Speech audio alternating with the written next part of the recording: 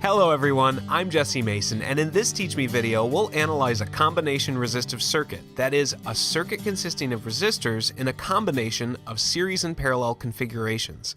The combination circuit is sort of like the boss at the end of the first level of circuit analysis. Together, we'll tackle this bad boy using the principle of equivalent resistance and Ohm's law. We'll determine the voltage across, current through, and power dissipated by each of the resistors depicted in this circuit diagram. Okay, the first thing we always do when solving a physics problem is to draw a picture. But with the circuit already drawn, we just need to apply a few labels. We'll label the positive and negative side of the battery, as well as the junctions. And if we had more room on the circuit diagram, we'd also label the unknown currents, but we'll come back to those in a little bit. Now, before we take a crack at this circuit, I recommend that we replace this empty leg with a dummy resistor, a 0 ohm placeholder that will make our analysis a little simpler. This step isn't necessary for seasoned veterans of circuit analysis, but I find it to be helpful for beginners. Alright, to analyze a combination circuit, we'll use what I call the break it down, build it up method. We'll break the circuit down piece by piece, determining equivalent resistances until we have a single equivalent resistance for the entire circuit. Then, we'll build it back up piece by piece using Ohm's law until the voltage across and current through each resistor has been determined. Okay, let's break it down now. We'll start by redrawing the circuit so that series and parallel relationships are readily apparent. We'll write first redraw because there will be quite a few. The basic idea for our first redraw is to convert our circuit diagram, which has kind of this loopy current path, clockwise from positive to negative, into a unidirectional one, left to right. I find it useful to imagine grabbing the positive side of the battery with your left hand and the negative side with your right, then breaking the battery apart and stretching the circuit out onto the page below. So we put the positive side of the battery here on the left and translate the rest of the circuit. After leaving the positive side of the battery, the current encounters the 100 ohm resistor first, so we'll write that here. And thereafter, the current encounters junction 1. There's a three-way split at junction 1, which means these legs are in parallel, so we'll draw them geometrically parallel below. So this top leg has a 50 ohm resistor, and a 250 ohm resistor follows it, so they're in series.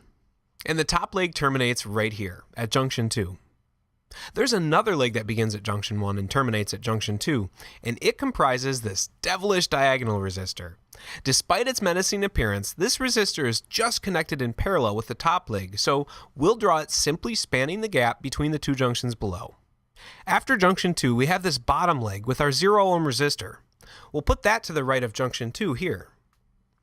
And then we get to junction 3. Between junction 1 and junction 3 is a single 300 ohm resistor, so it is in parallel with the 4 previously drawn resistors. We'll depict this by dangling one long leg from junction 1 and junction 3. Finally, following junction 3, we have a single 150 ohm resistor leading us home to the negative side of the battery. So we draw the 150 ohm resistor here and finish with the negative side of the battery on the right. And that, my friends, is our first redraw. You can see what I meant by breaking the circuit apart and stretching it onto the page. Now we can easily determine our first equivalent resistance. We'll start with the resistors that are furthest from the battery and determine their equivalent resistance. So, working inward from the positive and negative sides, we find that the 50 and 250 ohm resistors fit the bill. If you're ever unsure where to start, resistors in series are always a good bet. So the equivalent resistance for these two resistors is 50 ohms plus 250 ohms, which equals 300 ohms. This is how we calculate equivalent resistance for resistors in series. Simply sum their individual resistances. And this brings us to our second redraw. We'll redraw the entire circuit, but in place of the 50 ohm and 250 ohm resistors, we'll draw a 300 ohm resistor, like so. Once we finish our second redraw, we again turn our attention to the circuit diagram and determine the resistors furthest from the battery. Moving inward from the sides of the battery, we find that these two resistors are the next to be combined. We calculate their equivalent resistance differently because they're not in series, but in parallel with one another. So for our 300 and 200 ohm resistors, REQ equals 1 divided by 1 over 300 ohms plus 1 over 200 ohms. which equals 120 ohms. So for resistors in parallel, the equivalent resistance is equal to the reciprocal of the sum of the reciprocals. Okay, moving on to our third redraw. Here we'll have the same circuit as depicted in the second redraw, except that we replace the 300 and 200 ohm resistors with their resistive equivalent, a single 120 ohm resistor. Starting to get the hang of this? If not, don't panic. We've got a couple more redraws with which to practice before we're done breaking it down. So, which resistors are next? You guessed it, the two that are in series. So we just add their resistances together. Not a very exciting equivalent resistance, I admit, but note that junction 2 will not be present in our fourth redraw. So we wash, rinse, repeat, replacing these two resistors with their resistive equivalent. And perhaps by now you've identified the next resistors to be combined, the two in parallel right here. So for their equivalent resistance, we'll have 1 over 120 ohms plus 1 over 300 ohms, which yields 86 ohms. Again, we redraw the circuit, this time replacing the two parallel resistors between junction 1 and junction 3 with our 86 ohm resistor. This redraw leaves us with 3 resistors to combine. They're in series, so we just sum their resistances, which yields an equivalent resistance of 336 ohms. Which brings us to our final redraw. We've reduced our initial 6 resistors to a single equivalent resistance, which means we're done breaking it down. If we bend our circuit back together, reconnecting the positive and negative sides of the battery, it should be clear that we're left with our old ohmic friend, the simple circuit. And as far as the battery is concerned, that's all there ever was. No matter the circuit's configuration, the battery only sees an equivalent resistance and supplies the circuit with a corresponding current. How the circuit divvies up this current depends on the configuration. So we'll label the current leaving and re-entering the battery as I0. See, I told you we'd come back to drawing our currents. And now we'll determine a value for I0 using Ohm's law. We write V equals IR, which will solve for I, which in this situation gives us I0 equals the source voltage divided by the equivalent resistance. Inserting our values, we find that I0 equals 54 milliamps. Eureka! A value for current leaving and re-entering the battery marks the halfway point in our analysis, which means it's time to build it up now. To build our circuit back up to its original configuration, we'll move through our series of redraws in retrograde, determining the values for voltage across and current through each resistor as we go. So we begin building it up by revisiting our fifth redraw. By the way, I'm redrawing my redraws here, hence the little 2, for the sake of neatness. But to save on time and paper at home, just simply mark up your old redraws. Okay, we know that I0 passes through the resistor, representing the equivalent resistance of these 3 resistors. And since there's only one path for the current, we know that I0 must pass through each of the 3 resistors. In other words, series resistors experience the same current, but provided their resistance values differ, they experience different voltages. Knowing the current through the resistors, we can now determine the voltage across them using Ohm's law. So for the 100 ohm resistor, we apply Ohm's law and we get the voltage across the 100 ohm resistor equals the current through the resistor, which is I0, that's 0.054 amperes, times the resistance of the resistor, which is of course 100 ohms. This yields a voltage drop across the resistor of 5.4 volts. Now for the 86 ohm resistor. V equals I, that's 0.054 amps, times R, 86 ohms, which equals 4.6 volts. And for the 150 ohm resistor, 0.054 amps times 150 ohms, which equals 8.1 volts. Now at this point, we could determine the power dissipation for the 2 outer resistors, but we'll just wait to calculate power until the end of the problem when we tabulate our solutions. Next, we revisit our fourth redraw, wherein junctions 1 and 3 are actual circuit junctions, where 3 or more paths come together. Here we have I0 splitting up into 2 currents at junction 1. What do we know about resistors in parallel? Well, we know they'll have the same voltage, but so long as they have differing resistances, they'll have different currents.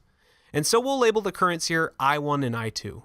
To determine values for I1 and I2, we'll use Ohm's law. But first we need voltages for these 2 resistors. We know that the voltage drop across the 86 ohm resistor is 4.6 volts, and since it represents parallel resistors, that means the voltage drop across each resistor is the same, 4.6 volts. And we'll box up this result to save for our solutions table. Solving Ohm's law for current, we determined that the current through the 120 ohm resistor, that is to say I1, equals 0.038 amps. Similar calculation for the 300 ohm resistor yields a value of 0.015 amps for I2.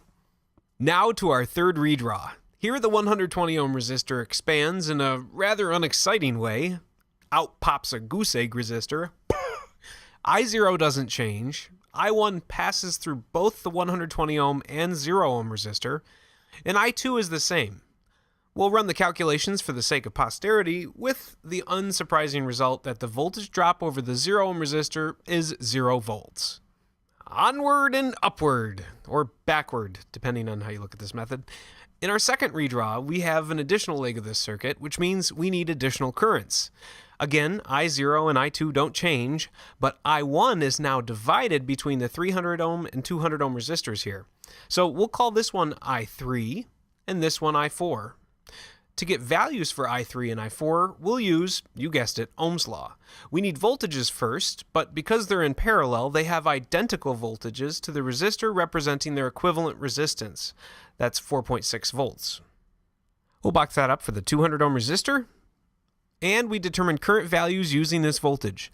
So I3 is 0.015 amps, and I4 is 0.023 amps. Got the hang of this? Good. Now back to our first redraw. By the way, you'll likely be studying circuits with multiple power sources soon, and when you do, you'll need another circuit analysis tool, namely Kirchhoff's rules. Subscribe to my channel now, and when you need help with Kirchhoff's, come on back. Okay, I0 hasn't changed, so we'll draw that first. The current through this top leg containing the 50 ohm and 250 ohm resistors, that's I3 here. And the 200 ohm resistor is associated with I4. The current through the bottom leg, that's I2. And it looks like we forgot to label the current through the dummy resistor in our last redraw. That's just I1. So the final pieces of our circuit puzzle are the voltages across the 50 ohm and 250 ohm resistors. Again, it's just Ohm's law using the known current through the resistors, in this case 0.015 amps, which yields a voltage of 0.75 volts for the 50 ohm resistor and 3.75 volts for the 250 ohm resistor. And with values for all of the currents and voltages, we're done building it back up. Now we'll generate a solutions table and calculate power dissipation for each resistor. With voltage and current in adjacent columns, power is a cinch to calculate. Recall that power dissipation for a resistor is equal to the product of the current and voltage. So we just multiply 0.75 volts and 0.015 amps, and we get 11 milliwatts for the 50 ohm resistor. For the 100 ohm resistor, we multiply 5.4 volts and 0.054 amps, and we get 0.292 watts. We'll fill in the table for the other resistors, collecting solutions from our redraws and determining power dissipation as we go. And that is how you break it down and build it up.